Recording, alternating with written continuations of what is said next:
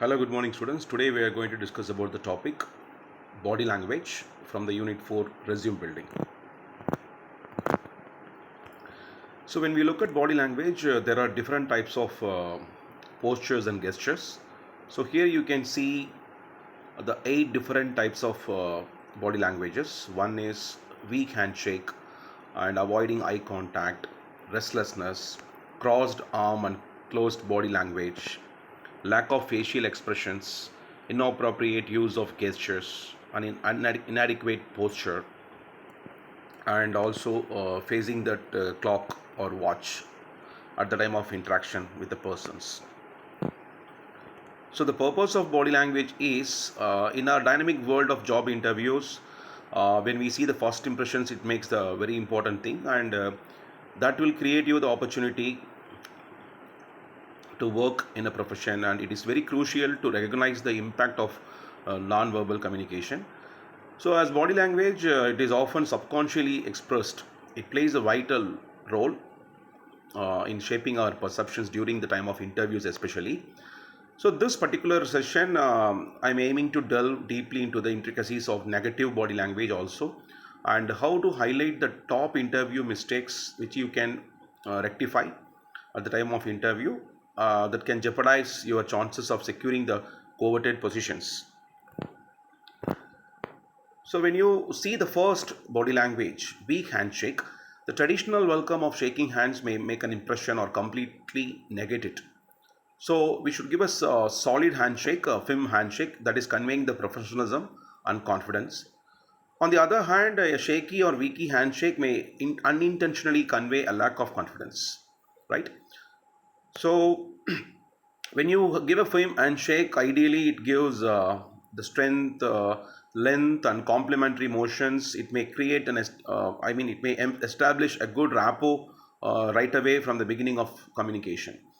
So this section, handshake, is always explaining about the strength and the lasting impression what you keep it with the person whom you are talking, and you should keep an eye contact and smile when you are doing this handshake. That is also very important. And when you see the second one, avoiding eye contact, yes, sometimes when we talk to the person, we may look it here and there, but it is better to avoid that distraction when we are talking to the person. That is very important skill in interpersonal communication. So making an eye contact is very crucial in any interview, and that it fosters the rapport and honesty, how you are making connections with the particular person. So the candidates are given useful advice how to keep eye contact during the interview. Initially, it may seem like uncomfortable, but it is a mandatory body language to keep the nonverbal communication. And the third one is restlessness and fidgeting. So that nervousness, that can be avoided.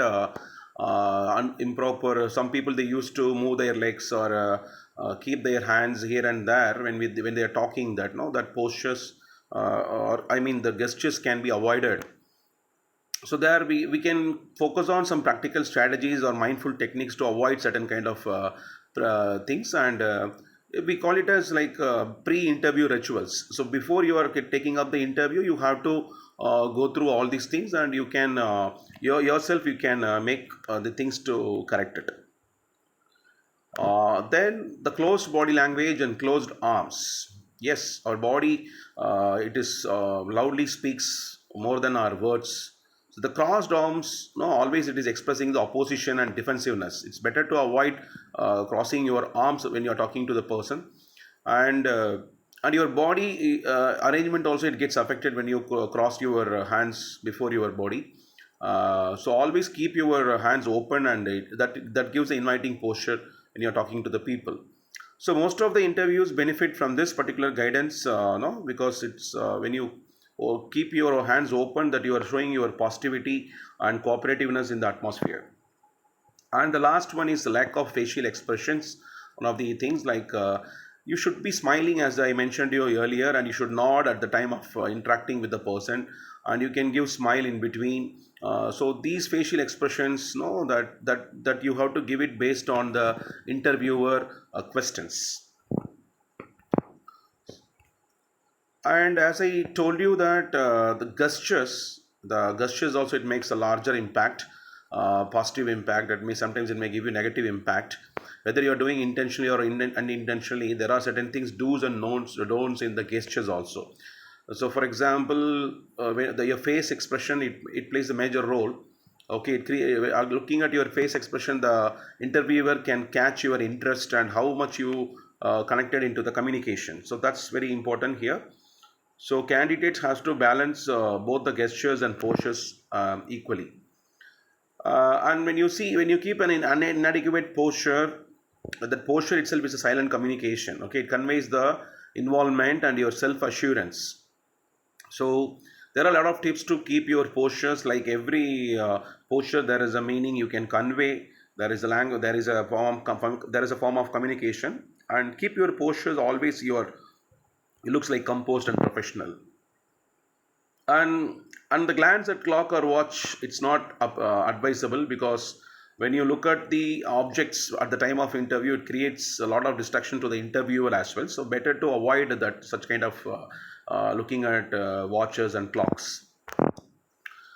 And that's it. Thank you very much for the attention.